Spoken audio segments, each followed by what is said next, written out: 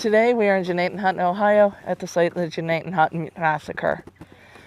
In September 1781, British Allied Native Americans, primarily Wyandot and Lenape, forced the Christian Native Americans and missionaries from the Moravian villages. They were taken to a new village called Captive Town on the Sandusky River. The British took the missionaries, David Zeisberger and John Heckewelder, to Fort Detroit, where they tried the two men on charges of treason. The British suspected them of providing military intelligence to the American garrison at Fort Pitt.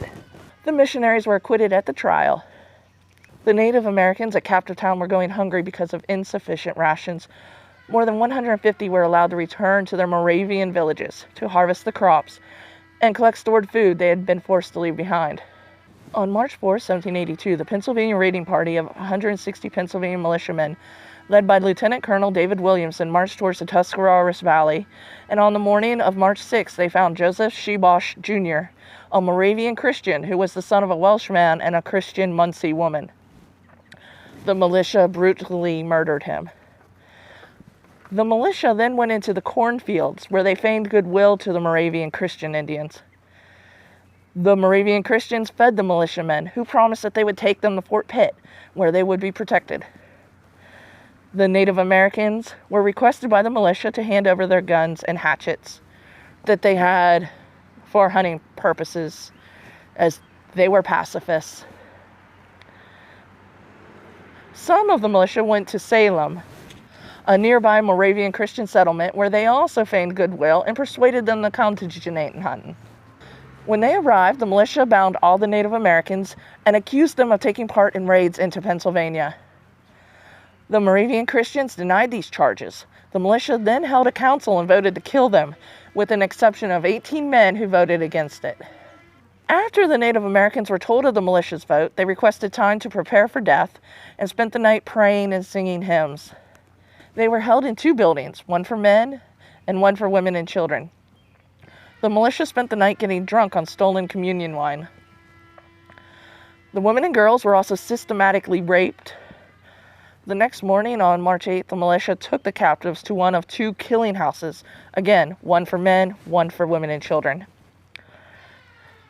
There they were tied and stunned with mallet blows to the head and killed them with fatal scalping cuts. Some of the militia refused to take part and withdrew from the scene. One of these men, Obadiah Holmes Jr., wrote, "One Nathan Rollins and brother had had a father and uncle killed, took the lead in murdering the Indians. And Nathan Rollins had tomahawked 19 of the poor Moravians, and after it was over, he sat down and cried and said it was no satisfaction for the loss of his father and uncle after all." While waiting to be executed, the Native Americans sang hymns and prayed, with many praying for their murderers. One example described it thus: one soldier taunted an Indian by pretending to offer him his hatchet with the words, "Strike me dead." When the man answered, "I strike no one dead," the soldier swung at the Indian and chopped his arm away, all the while the Indian kept singing until another blow split his head.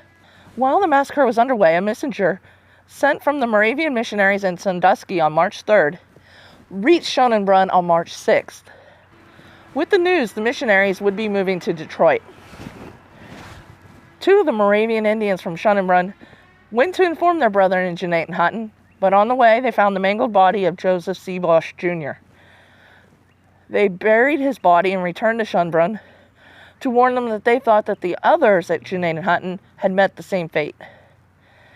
As a result, the Moravian Christian Indians at Schoenbrunn were able to flee to Sandusky, escaping the militiamen who had planned to travel to Schoenbrunn and commit another massacre. In all, 28 men, 29 women, and 39 children were killed. 2 boys survived, including one who had been scalped. The militia piled the bodies in the buildings and burned the village.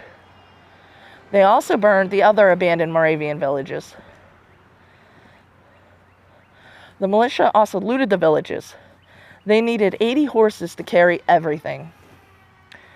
A few years later, Moravian Christian missionary John Heckewelder collected the remains and buried them in a mound on the southern side of the village. Reliable accounts regarding the Gnadenhutten Massacre come from the Moravian missionaries, the 2 boys who survived, as well as the people from Schönbrunn. Many of the militia denied their involvement, and neither did their descendants acknowledge their actions. At the time of the massacre, although many settlers were outraged by it, frontier residents generally supported the militia's actions. No charges were ever brought up, but it did become known as a crime against humanity.